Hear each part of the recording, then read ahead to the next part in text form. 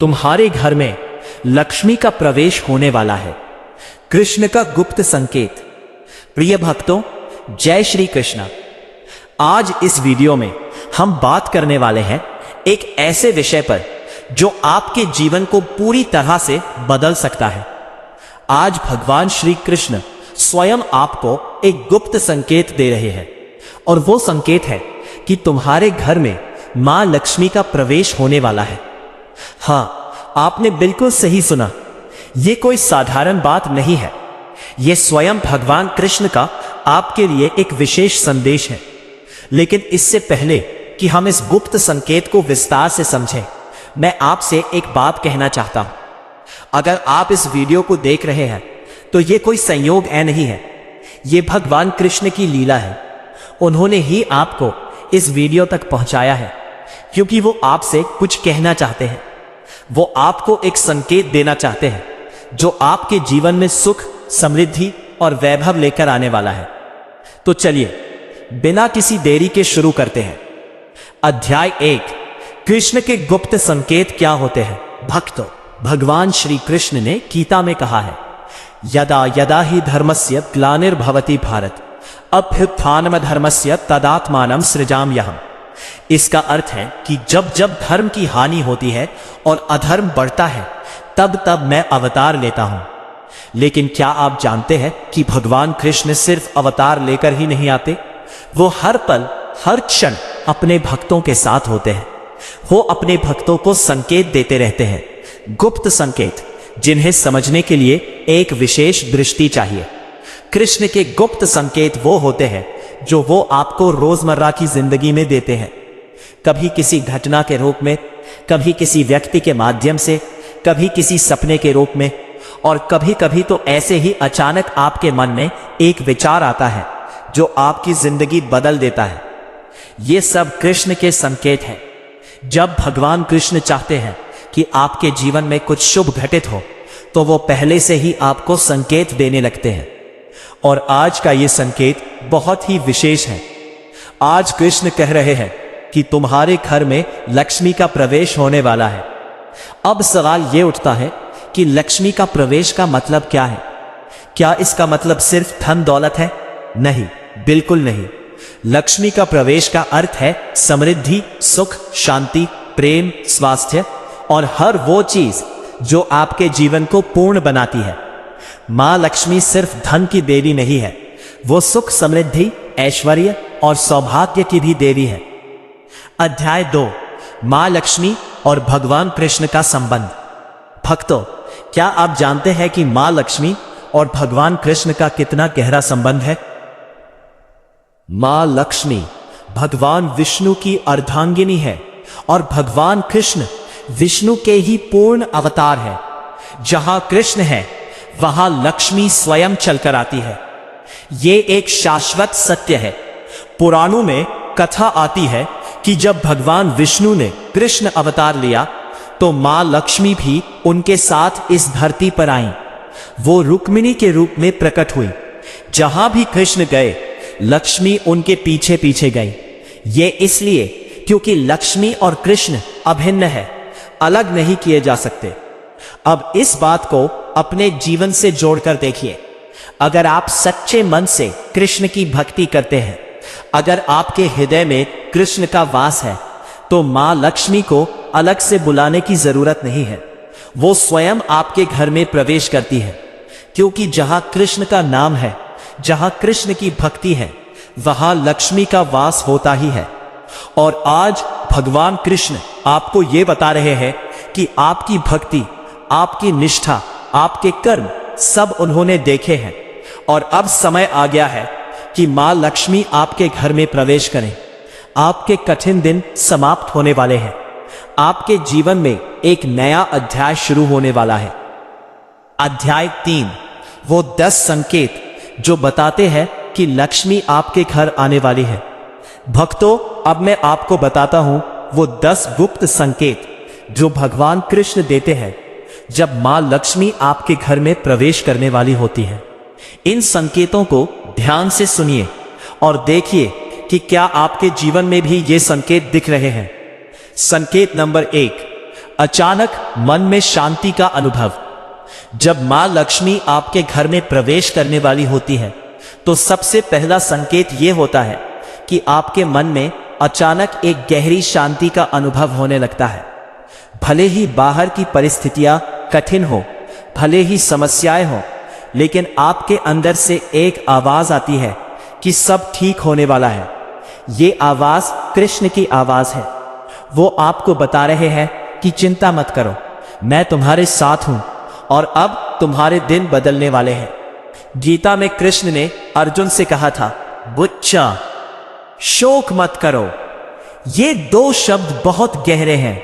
जब कृष्ण कहते हैं शोक मत करो तो इसका अर्थ है कि वो स्वयं सब कुछ संभालने वाले हैं। और जब आपके मन में बिना किसी कारण के शांति आने लगे तो समझ जाइए कि कृष्ण ने यह संदेश आपको भेजा है। संकेत नंबर 2, घर में तुलसी का पौधा हरा भरा होना। भक्तों, ये एक बहुत ही महत्वपूर्ण संकेत है।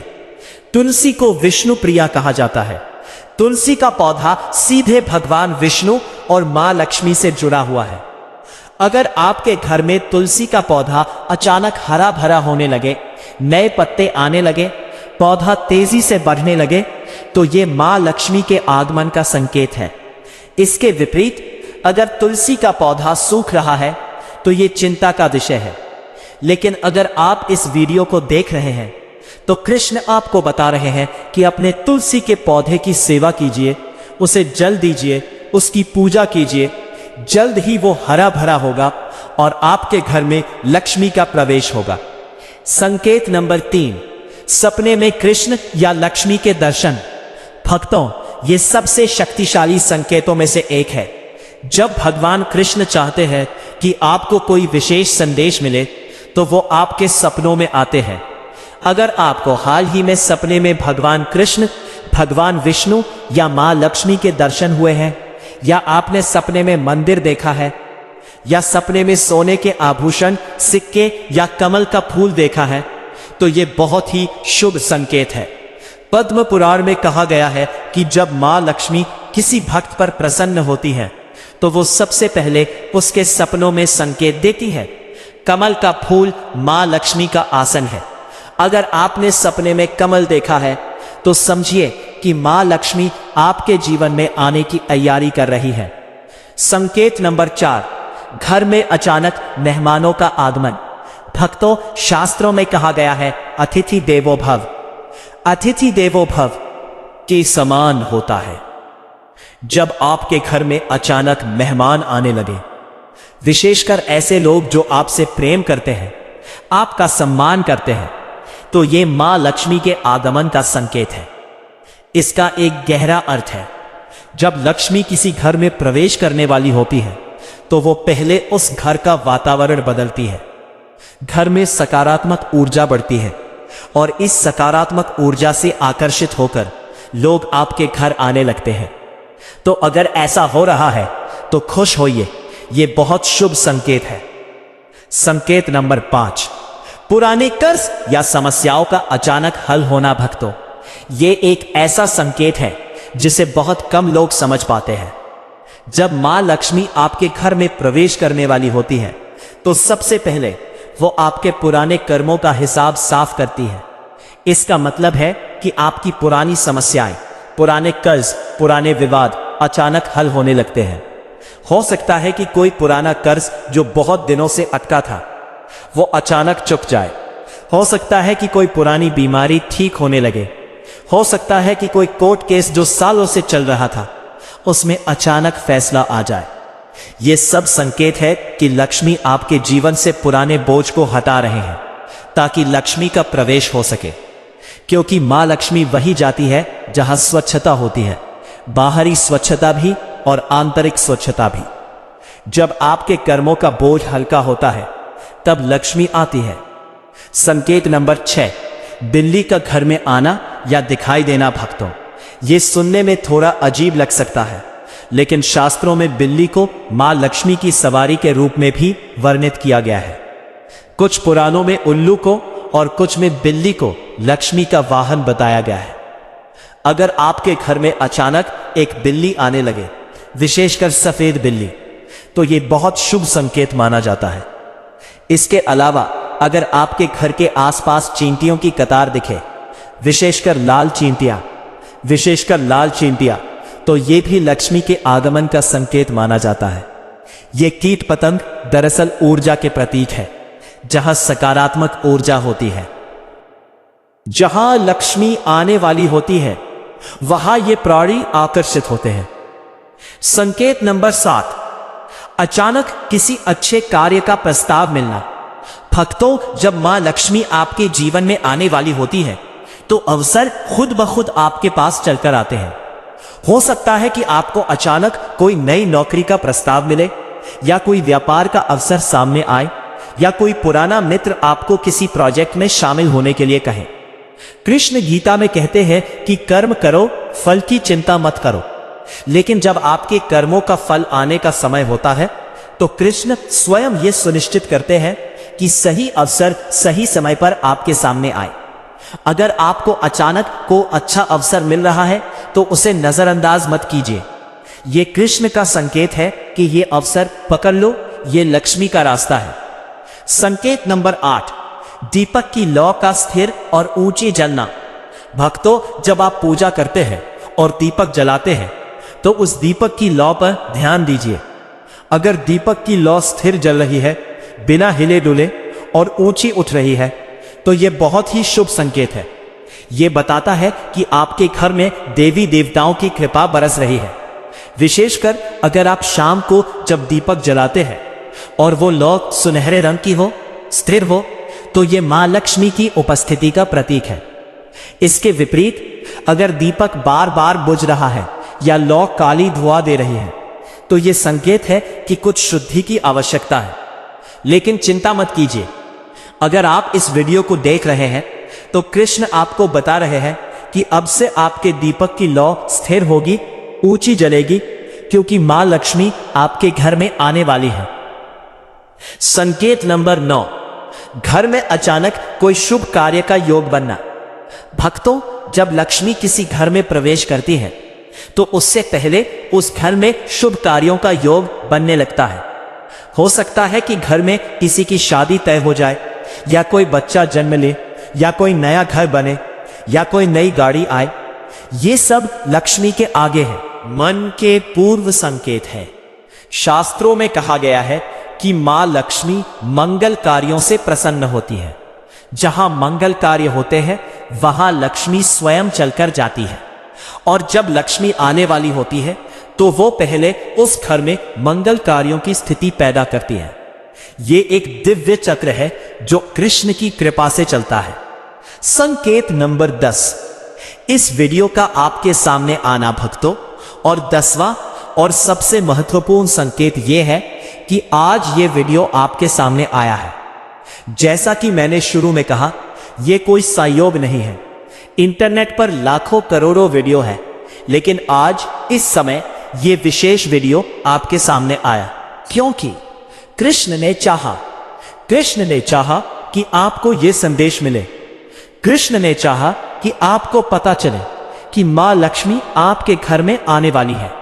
कृष्ण ने चाहा कि आप तैयार हो जाएं लक्ष्मी के स्वागत के लिए। अध्याय 4, सुदामा की कथा। कृष्ण की कृपा से लक्ष्मी का आगमन। भक्तों, अब मैं आपको एक ऐसी कथा सुनाता हूं जो इस संदेश को और भी गहराई से समझाती है। यह कथा है भगवान कृष्ण के परम मित्र सुदामा की। सुदामा का गरीब ब्राह्मण थे, इतने गरीब कि उनके घर में खाने को भी पर्याप्त अन्न नहीं होता था। उनकी पत्नी सुशीला दिन रात भगवान कृष्ण से प्रार्थना करती थी कि हे प्रभु, हमारी गरीबी दूर करो। एक दिन सुशीला ने सुदामा से कहा, स्वामी, आपके मित्र कृष्ण तो अब द्वारका के राजा हैं, क्यों नहीं आप उनके पास जाते? वो तो आपके बचपन के मित्र हैं, वो जरूर आपकी सहायता करेंगे। सुदामा ने कहा, मैं कृष्ण के पास कुछ मांगने नहीं जा सकता। वो मेरे मित्र है, मेरे भगवान हैं। मित्रता में कभी कुछ मांगा नहीं जाता। लेकिन सुशीला ने बहुत आग्रह किया। अंत में सुदामा मान गए, लेकिन उनके सामने एक समस्या थी। कृष्ण के लिए भेंट क्या ले जाए। इतनी गरीबी में कोई बड़ी भेंट तो ला नहीं सकते थे। सुशीला ने पड़ोसियों से कुछ चावल के तंदुल पोहे उधार लिए और उन्हें एक पुरानी पोटली में बांधकर सुदामा को दे दिया। सुदामा ने उस पोटली को अपनी धोती में छिपा लिया। उन्हें शर्म आ रही थी कि इतनी छोटी सी भेंट कृष्ण को कैसे दूंगा। जब सुदामा द्वारका पहुंचे तो वो कृष्ण का वैभव देखकर दंग रह गए। सोने की दीवारें, हीरे जवाहरात से सजे महल, दिव्य उद्यान। सुदामा सोचने लगे कि मेरा इस महल में क्या काम, मैं तो एक गरीब ब्राह्मण हूं। लेकिन जैसे ही कृष्ण को पता चला कि सुदामा आए हैं, वो दौड़ते हुए बाहर आए, नंगे पैर, बिना किसी शाही तामझाम के। उन्होंने सुदामा को गले लगाया, उनके पैर धोए, उन्हें अपने सिंहासन पर बिठाया। फिर कृष्ण ने कहा, मित्र, तुम मेरे लिए क्या लाए हो? मुझे पता है तुम कुछ लाए हो। सुदामा को शर्म आ रही थी। उन्होंने पोटली छिपाने की कोशिश की, लेकिन कृष्ण ने वो पोटली छीन ली और जब खोला तो देखा चावल के तंदुल, पोहे। कृष्ण की आंखों में आंसू आ गए। उन्होंने कहा, सुदामा, ये तो मेरा सबसे प्रिय भोग है। बचपन में हम दोनों ने साथ में ये खाए थे, याद है? और कृष्ण ने एक मुट्ठी तंदुल खा लिए, फिर दूसरी मुट्ठी, लेकिन तीसरी मुट्ठी खाने से पहले रुक्मिणी ने उनका हाथ पकड़ लिया, क्योंकि रुक्मिणी, जो साक्षात लक्ष्मी है, जानती थी कि कृष्ण के हर मुट्ठी तंदुल खाने पर सुदामा को अपार धन संपत्ति मिलेगी। 2 मुट्ठी में ही इतना दे दिया कि तीसरी मुट्ठी खा लेते तो सारा वैकुंठ का वैभव भी सुदामा को मिल जाता। सुदामा कुछ दिन कृष्ण के पास रहे। उन्होंने कृष्ण से कुछ नहीं मांगा, कोई धन नहीं मांगा, कोई संपत्ति नहीं मांगी। बस मित्र के साथ समय बिताया और वापस चल दिए। रास्ते में सुदामा सोच रहे थे, मैंने कृष्ण से कुछ मांगा ही नहीं, सुशीला क्या कहेगी? वो तो कहेगी कि तुम गए भी तो बेकार गए। लेकिन जब सुदामा अपने गांव पहुंचे तो वो अपनी आंखों पर विश्वास नहीं कर पाए। जहां उनकी टूटी फूटी झोपड़ी हुआ करती थी, वहां अब एक भव्य महल खड़ा था। सोने की दीवारें, चांदी के दरवाजे, हीरे जवाहरात से सजा हुआ। सुशीला रेशमी वस्त्रों में सजी हुई बाहर आई और बोली, स्वामी, ये सब कृष्ण की कृपा है। आपके जाने के बाद ही ये सब हो गया। सुदामा की आंखों से आंसू बह रहे थे। उन्होंने हाथ जोड़कर कृष्ण को प्रणाम किया और कहा, हे कृष्ण, तुमने बिना मांगे ही सब दे दिया। मैंने तो बस कुछ पोहे दिए थे और तुमने मुझे सारा वैभव दे दिया। भक्तों, ये कथा हमें बहुत बड़ी सीख देती है। कृष्ण को कुछ बड़ा चाहिए नहीं होता, उन्हें बस आपका प्रेम चाहिए, आपकी भक्ति चाहिए। सुदामा ने बस प्रेम से कुछ पोहे दिए और कृष्ण ने बदले में पूरा राज्य दे दिया। यह है कृष्ण की कृपा, यह है कृष्ण का प्रेम। और आज कृष्ण आपसे कह रहे हैं, मुझे तुम्हारा प्रेम मिल गया है, अब मैं तुम्हें वो सब दूंगा जो तुम्हें चाहिए। लक्ष्मी तुम्हारे घर में आने वाली है। अध्याय 5, लक्ष्मी का स्वागत कैसे करें। भक्तों, अब सबसे महत्वपूर्ण बात, जब मां लक्ष्मी आपके घर में आने वाली है तो आपको उनके स्वागत की तैयारी करनी होगी। बिना तैयारी के अगर कोई महान अतिथि आ जाए तो यह उचित नहीं होता। तो आइए जानते हैं कि लक्ष्मी के स्वागत के लिए क्या क्या करना चाहिए। घर की सफाई। भक्तों, मां लक्ष्मी स्वच्छता की देवी है। जहां गंदगी होती है, जहां अव्यवस्था होती है, वहां लक्ष्मी कभी नहीं जाती। इसलिए सबसे पहले अपने घर की पूरी सफाई करें। हर कोने से धूल निकालें, पुरानी और टूटी फूटी चीजें हटाएं, घर को सुव्यवस्थित करें। विशेषकर घर का मुख्य दरवाजा साफ रखें। मां लक्ष्मी मुख्य दरवाजे से प्रवेश करती हैं। अगर दरवाजा गंदा है, टूटा हुआ है या उसके सामने जूते चप्पल बिखरे हैं तो लक्ष्मी वापस चली जाती है। प्रतिदिन दीपक जलाएं। भक्तों, अंधकार अलक्ष्मी, दरिद्रता का प्रतीक है और प्रकाश लक्ष्मी का। इसलिए प्रतिदिन सुबह और शाम अपने घर में दीपक अवश्य जलाएं। विशेषकर संध्या काल में जब सूरज ढलता है तब दीपक जलाना अत्यंत शुभ माना जाता है। घी का दीपक सबसे उत्तम होता है, लेकिन अगर घी उपलब्ध ना हो तो तिल के तेल का दीपक भी शुभ है। दीपक जलाते समय मां लक्ष्मी का स्मरण करें और मन ही मन प्रार्थना करें कि हे मां, मेरे घर को अपनी कृपा से प्रकाशित करें। तुलसी की पूजा करें। जैसा कि मैंने पहले बताया, तुलसी विष्णु प्रिया है। प्रतिदिन तुलसी के पौधे में जल दें, उसके सामने दीपक जलाएं और तुलसी की परिक्रमा करें। शास्त्रों में कहा गया है कि जिस घर में तुलसी की नियमित पूजा होती है वहां मां लक्ष्मी सदैव विराजमान रहती है। शंख बजाइए भक्तों। शंख की ध्वनि बहुत ही पवित्र और शुभ मानी जाती है। शंख समुद्र मंथन से निकला था और मां लक्ष्मी भी समुद्र मंथन से प्रकट हुई थी, इसलिए शंख और लक्ष्मी का गहरा संबंध है। प्रतिदिन सुबह और शाम की पूजा में शंख अवश्य बजाएं। शंख की ध्वनि नकारात्मक ऊर्जा को दूर करती है और सकारात्मक ऊर्जा को आकर्षित करती है। ये मां लक्ष्मी को आमंत्रित करने का सबसे शक्तिशाली तरीका है। कृष्ण की भक्ति करें भक्तों, ये सबसे महत्वपूर्ण है। जैसा कि मैंने कहा, जहां कृष्ण है वहां लक्ष्मी स्वयं आती है। इसीलिए कृष्ण की भक्ति करें, कृष्ण का नाम जपे, गीता का पाठ करें, ओम नमो भगवते वासुदेवाय मंत्र का जाप करें। कृष्ण ने गीता में कहा है, मनमना भव मद भक्तो मद्याजी माम नमस्कुरु। मुझ में मन लगाओ, मेरे भक्त बनो, मेरी पूजा करो, मुझे नमस्कार करो। जो ऐसा करता है उसे मैं स्वयं अपने पास ले आता हूं। और जब कृष्ण आपको अपने पास ले आते हैं तो लक्ष्मी, सरस्वती, सभी देवी देवता स्वयं आपकी सेवा में आ जाते हैं। इसीलिए कृष्ण भक्ति से बढ़कर कोई उपाय नहीं है। अध्याय 6, गीता का वो श्लोक जो लक्ष्मी को आकर्षित करता है।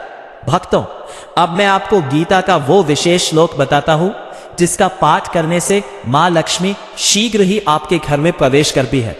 ये श्लोक है, अनन्याश्चिन्तयन्तो माम ये जनाः पर्युपासते तेषां नित्याभियुक्तानां योगक्षेमं वहाम्यहम्। श्रीमद् भगवद गीता अध्याय 9 श्लोक 22।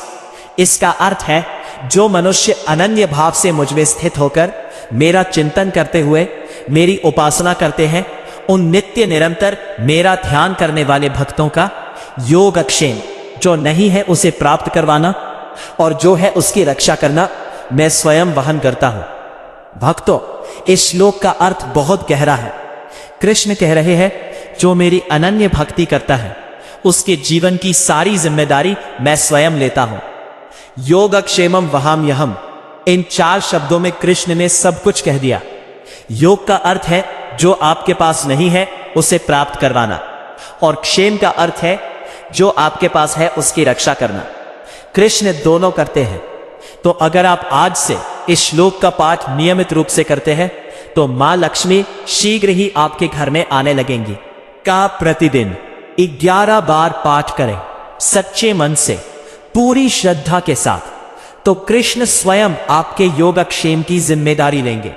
और जब कृष्ण जिम्मेदारी लेते हैं तो लक्ष्मी स्वयं आपके दरवाजे पर खड़ी हो जाती है। एक और श्लोक है जो बहुत शक्तिशाली है, श्रद्धावान लभते ज्ञानम। जो श्रद्धा रखता है वो ज्ञान प्राप्त करता है, और ज्ञान से बड़ी कोई संपत्ति नहीं है। ये ज्ञान ही वो लक्ष्मी है जो कभी नष्ट नहीं होती। अध्याय 7, कृष्ण के संदेश को कैसे ग्रहण करें। भक्तों, अब मैं आपको बताता हूं कि कृष्ण के इस गुप्त संकेत को कैसे ग्रहण करें। बहुत से लोग पूछते हैं कि बाबा, हमें कैसे पता चलेगा कि कृष्ण हमसे बात कर रहे हैं? हमें कैसे पता चलेगा कि ये संकेत हमारे लिए है? इसका उत्तर बहुत सरल है, विश्वास। कृष्ण ने कहा है, ये यथा माम प्रपद्यन्ते तांस तथैव भजाम्यहम्। जो मुझे जिस भाव से भजता है मैं उसे उसी भाव से स्वीकार करता हूं। अगर आप विश्वास करते हैं कि यह संदेश आपके लिए है तो ये आपके लिए ही है। अगर आप विश्वास करते हैं कि कृष्ण आपसे बात कर रहे हैं तो वो वास्तव में आपसे बात कर रहे हैं। विश्वास ही वो कुंजी है जो कृष्ण की कृपा का दरवाजा खोलती है। इसलिए मैं आपसे कहता हूं, आज से, अभी से, इसी क्षण से विश्वास कर लीजिए कि मां लक्ष्मी आपके घर में आने वाली है। यह विश्वास ही आपके जीवन को बदल देगा। लेकिन एक बात याद रखिए, विश्वास के साथ साथ कर्म भी जरूरी है। कृष्ण ने कहा है, कर्मण्येवाधिकारस्ते मा फलेषु कदाचन। तुम्हारा अधिकार कर्म पर है, फल पर नहीं। इसलिए कर्म करते रहिए, मेहनत करते रहिए, ईमानदारी से अपना काम करते रहिए। फल कृष्ण देंगे और वो फल इतना बड़ा होगा कि आप सोच भी नहीं सकते। अध्याय 8, विद्योत्पत्ति और लक्ष्मी की कथा। भक्तों, एक और कथा सुनाता हूं जो बहुत प्रेरणादायक है। प्राचीन काल में मिथिला नगरी में एक ब्राह्मण रहता था जिसका नाम था विद्योत्पत्ति। वो बहुत ज्ञानवान था, वेदों का विद्वान था, लेकिन अत्यंत निर्धन था। उसके घर में अक्सर खाने का संकट रहता था। एक दिन विद्योत्पत्ति जंगल में लकड़ियां काटने गया। वहां उसने देखा कि एक वृक्ष के नीचे एक दिव्य स्त्री बैठी है। उसके शरीर से तेज निकल रहा था। उसके वस्त्र स्वर्ण के थे और उसके हाथ में कमल का फूल था। विद्योत्पत्ति समझ गया कि यह साक्षात मां लक्ष्मी है। उसने हाथ जोड़कर प्रणाम किया और कहा, हे मां, आप यहां इस जंगल में क्या कर रही हैं? मां लक्ष्मी ने कहा, पुत्र, मैं तुम्हारे घर जाना चाहती थी, लेकिन तुम्हारे घर का दरवाजा बंद मिला, इसलिए मैं यहां बैठकर तुम्हारा इंतजार कर रही हूं। विद्योत्पत्ति हैरान हो गया। उसने कहा, मां, मेरे घर का दरवाजा तो खुला ही था, फिर आप अंदर क्यों नहीं गई? मां लक्ष्मी ने मुस्कुराते हुए कहा, पुत्र, मैं बाहर के दरवाजे की बात नहीं कर रही, मैं तुम्हारे हृदय के दरवाजे की बात कर रही हूं। तुम्हारे हृदय में निराशा है, क्रोध है, ईर्ष्या है। इन सब ने तुम्हारे हृदय का दरवाजा बंद कर दिया है। जब तक यह दरवाजा नहीं खुलेगा, मैं तुम्हारे घर में प्रवेश नहीं कर सकती। विद्योत्पत्ति की आंखें खुल गई। उसने उसी क्षण अपने हृदय से सारी निराशा, सारा क्रोध, सारी ईर्ष्या त्याग दी।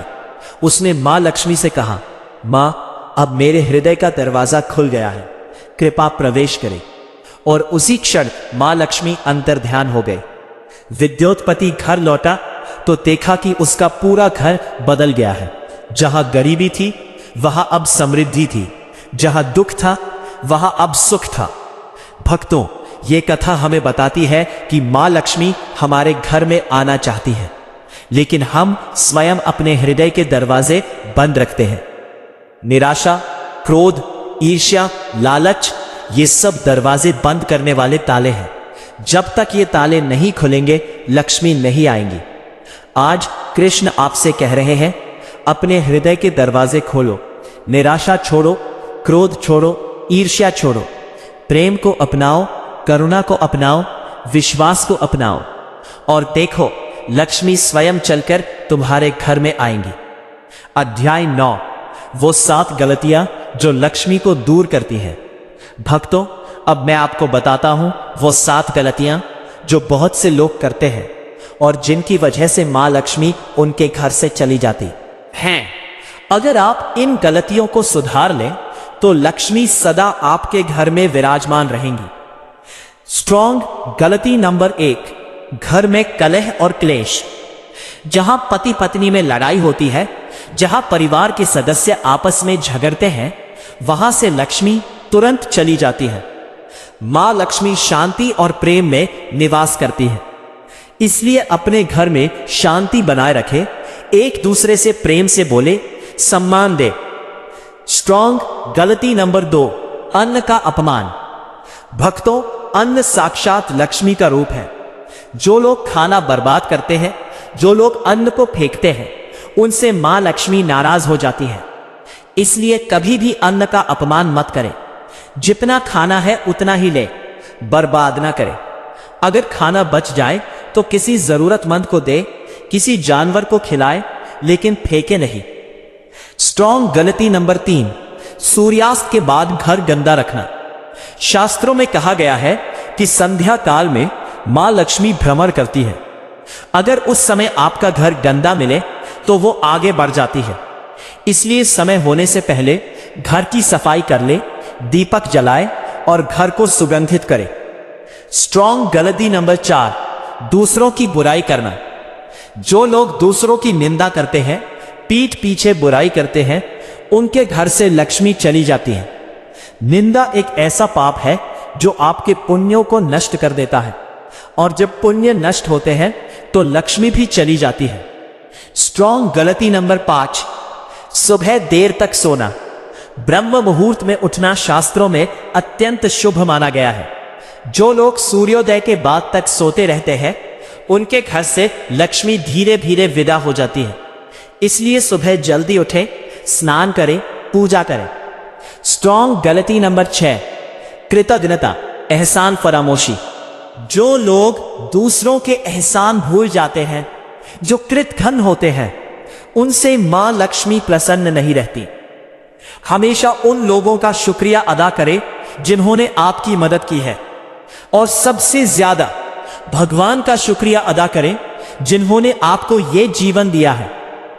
गलती नंबर 7, दान न करना।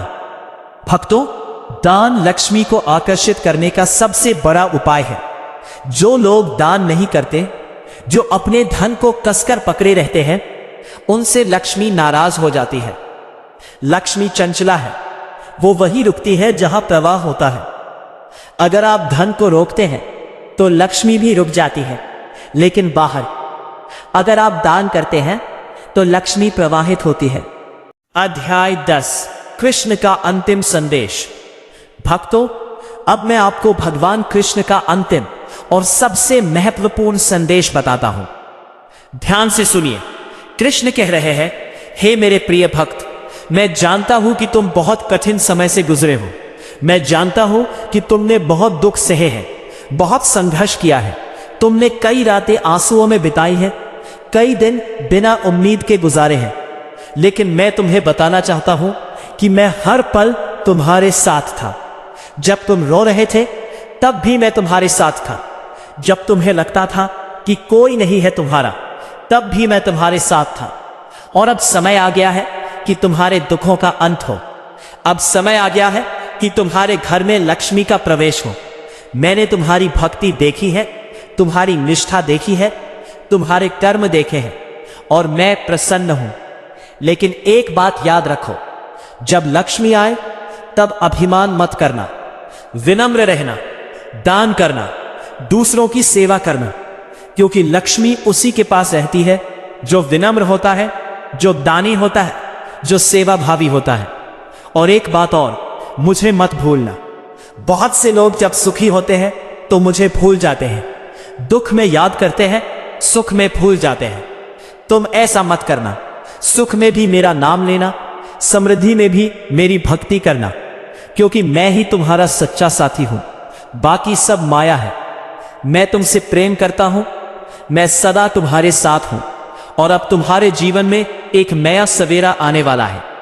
भक्तों, ये थे भगवान कृष्ण के शब्द। इन्हें अपने हृदय में बसा लीजिए, इन्हें कभी मत भूलिए। अध्याय 11, एक विशेष प्रार्थना। आज रात करें। भक्तों, अब मैं आपको एक विशेष प्रार्थना बताता हूं, जो आपको आज रात सोने से पहले करनी है। यह प्रार्थना बहुत ही शक्तिशाली है, और इससे मां लक्ष्मी का आगमन और भी शीघ्र होगा। आज रात सोने से पहले अपने पूजा स्थल के सामने बैठे एक दीपक जलाएं, घी का दीपक अगर संभव हो। फिर आंखें बंद करें और गहरी सांस लें। अपने मन को शांत करें। फिर मन ही मन भगवान कृष्ण का ध्यान करें, उनके स्वरूप का चिंतन करें। मोर पंख, मुरली, पीला वस्त्र, मधुर मुस्कान, उन्हें अपने सामने खड़ा हुआ देखें। फिर ये प्रार्थना बोले, हे भगवान श्री कृष्ण, हे जगत के पालनहार, हे लक्ष्मीपति, मैं आपकी शरण में हूं। आप मेरे सर्वस्व हैं, मेरे रक्षक हैं, मेरे मार्गदर्शक हैं। मैं आपसे प्रार्थना करता हूं कि मां लक्ष्मी को मेरे घर में भेजें, मेरे परिवार को सुख, समृद्धि और शांति प्रदान करें। मैं वचन देता हूं, देती हूं कि जो भी मुझे मिलेगा उसका सदुपयोग करूंगा, करूंगी, दान करूंगा, करूंगी, सेवा करूंगा, करूंगी, और सदैव आपकी भक्ति में लीन रहूंगा, रहूंगी। ओम नमो भगवते वासुदेवाय। ओम श्री महालक्ष्म्याय नमः। हरे कृष्ण कृष्ण कृष्ण हरे हरे, हरे राम राम राम हरे हरे।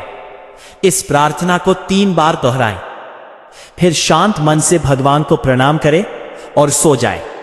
भक्तों, मैं वादा करता हूं कि अगर आपने ये प्रार्थना सच्चे मन से की तो 21 दिनों के अंदर आपके जीवन में कोई ना कोई शुभ परिवर्तन अवश्य होगा। कृष्ण कभी अपने भक्तों को निराश नहीं करते। अध्याय 12, कृष्ण भक्ति का सबसे सरल मार्ग। भक्तों, बहुत से लोग सोचते हैं कि भक्ति करना बहुत कठिन है, लंबी लंबी पूजाएं करनी पड़ती है, जटिल मंत्रों का उच्चारण करना पड़ता है, कठोर व्रत रखने पड़ते हैं। लेकिन कृष्ण ने गीता में बहुत सरल बात कही है। पत्रम पुष्पम फलम तोयम यो में भक्त्या प्रयच्छति तदहम भक्ति उपहरतमश्नामि प्रयतात्मनः। श्रीमद् भागवत गीता का यह श्लोक, गोवद गीता अध्याय 9 श्लोक 26।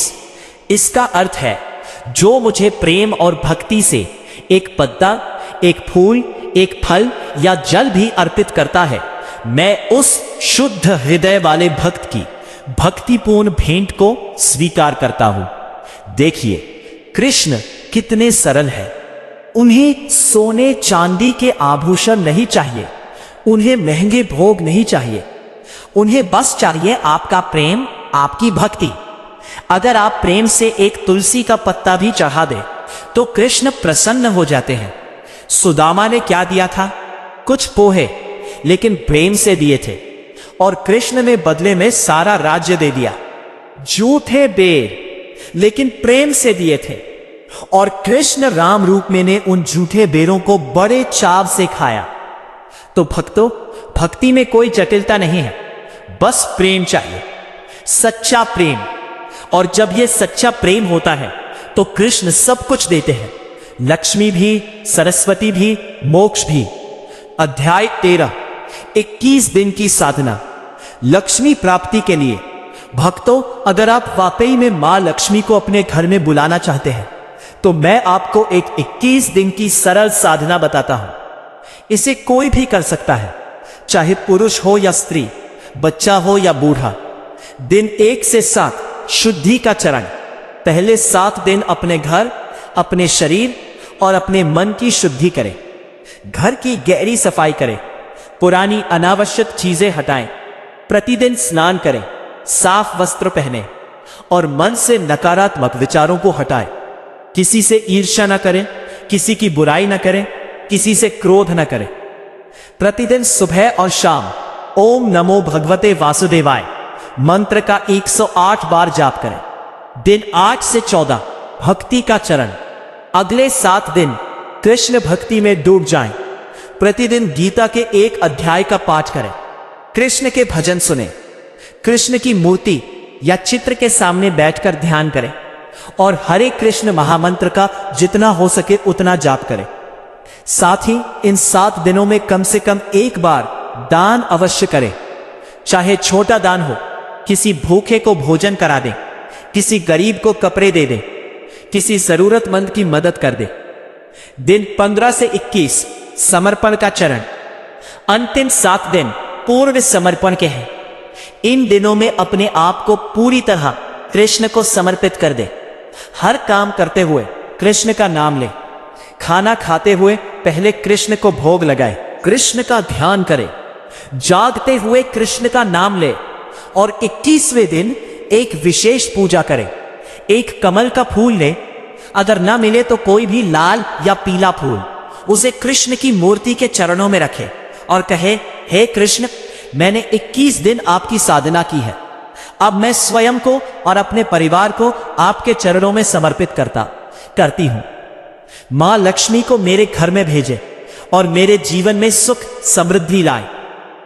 भक्तों, मैं विश्वास के साथ कहता हूं कि अगर आपने ये 21 दिन की साधना सच्चे मन से पूरी निष्ठा के साथ की तो आपके जीवन में चमत्कार होगा। मां लक्ष्मी अवश्य आपके घर में प्रवेश करेंगी। अध्याय 14, एक अंतिम कथा, द्रौपदी और कृष्ण। भक्तों, एक और कथा सुनाकर मैं अपनी बात समाप्त करता हूं। ये कथा है द्रौपदी और कृष्ण की। जब दुशासन ने भरी सभा में द्रौपदी का चीरहरण करने का प्रयास किया तो द्रौपदी ने सबसे पहले अपने पतियों 5 पांडवों की ओर देखा, लेकिन वो सब मजबूर थे, कुछ नहीं कर सकते थे। फिर द्रौपदी ने सभा में बैठे बड़े बुजुर्गों भीष्म, द्रोण, विदुर की ओर देखा, लेकिन वो भी चुप रहे। तब द्रौपदी ने एक हाथ से अपनी साड़ी पकड़ी और दूसरा हाथ ऊपर उठाकर चिल्लाई, हे कृष्ण, हे गोविंद, मेरी रक्षा करो। और उसी क्षण जब द्रौपदी ने अपनी साड़ी पकड़ने वाला हाथ भी छोड़ दिया, जब उसने पूरी तरह से कृष्ण पर भरोसा कर लिया, तब कृष्ण ने एक चमत्कार किया। दुशासन साड़ी खींचता रहा, लेकिन साड़ी समाप्त ही नहीं हुई। अनंत वस्त्र, कृष्ण की कृपा से द्रौपदी की लाज बच गई। भक्तों, ये कथा हमें सबसे बड़ी सीख देती है। जब तक हम अपने बल पर भरोसा करते हैं, तब तक कृष्ण दूर से देखते रहते हैं, लेकिन जिस क्षण हम पूरी तरह उन पर समर्पित हो जाते हैं, उसी क्षण वो अपनी पूरी शक्ति से हमारी रक्षा करते हैं, हमारी सहायता करते हैं। द्रौपदी ने कृष्ण को पुकारा और कृष्ण ने अनंत वस्त्र दिए। आज आप कृष्ण को पुकार रहे हैं, तो क्या कृष्ण आपको खाली हाथ भेजेंगे? कृष्ण अपने भक्तों को कभी खाली हाथ नहीं भेजते। वो आपको भी देंगे, लक्ष्मी भी, सुख भी, शांति भी, और वो सब कुछ जो आपके जीवन को पूर्ण बनाता है। समापन। प्रिय भक्तों, आज का ये संदेश बहुत ही विशेष था। भगवान कृष्ण ने आपको एक गुप्त संकेत दिया है कि तुम्हारे घर में मां लक्ष्मी का प्रवेश होने वाला है। इस संकेत को विश्वास के साथ ग्रहण करें, कर्म करते रहें, भक्ति करते रहें और देखें कि कैसे आपका जीवन बदलता है। याद रखिए, घर की सफाई रखें, प्रतिदिन दीपक जलाएं, तुलसी की पूजा करें, कृष्ण का नाम जपें, दान करें, विनम्र रहें, सबसे प्रेम करें और सबसे जरूरी, कृष्ण पर विश्वास रखें। वो आपके साथ है, सदा आपके साथ है, और अब मां लक्ष्मी भी आपके साथ होंगी। इस वीडियो को अपने उन सभी प्रियजनों के साथ शेयर करें जिन्हें आप सुखी और समृद्ध देखना चाहते हैं। जितने अधिक लोगों तक ये संदेश पहुंचेगा, उतना ही अधिक पुण्य आपको मिलेगा। कमेंट में लिखिए, ओम श्री कृष्णाय नमः, मां लक्ष्मी मेरे घर में पधारे। अगर आप सच्चे मन से ये लिखेंगे तो भगवान कृष्ण अवश्य आपकी प्रार्थना सुनेंगे। अगर आपने अभी तक चैनल को सब्सक्राइब नहीं किया है तो अभी करें और बेल आइकन दबाएं, ताकि भगवान कृष्ण के ऐसे और भी दिव्य संदेश आपको मिलते रहें। भगवान कृष्ण आपका और आपके पूरे परिवार का कल्याण करें। मां लक्ष्मी आपके घर में सदा विराजमान रहे। आपके जीवन में सुख, समृद्धि, स्वास्थ्य और शांति बनी रहे। जय श्री कृष्ण। जय मां लक्ष्मी। हरे कृष्ण कृष्ण कृष्ण हरे हरे, हरे राम राम राम हरे हरे। ओम शांति शांति शांति।